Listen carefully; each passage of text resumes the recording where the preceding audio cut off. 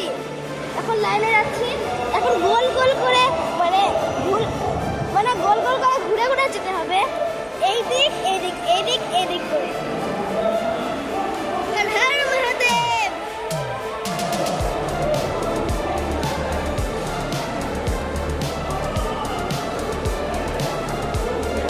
তখন লাইন এদিকে আরো আছে, যেটা আমাদের যেতে হবে।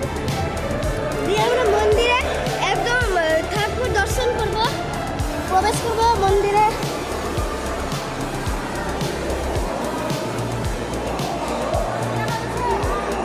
তো মন্দিরের ভিতরে তো আর ছবি তুলতে দিবে না। এখন আমাদের লাইনে ঢুকে গেলাম, লাইন ঢুকে গেছে সামনে। Bye bye friend.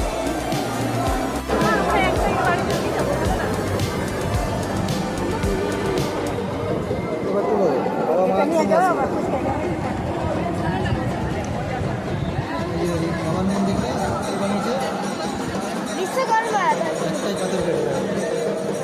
সব পথে একটা পাথর। কোন দেখ বাবা, ওটা ওই যে ওই মন্দিরটা দেখছো না, ওটা বিশ্বকর্মা ঠাকুর একটা পাথর কেটে বানিয়েছে।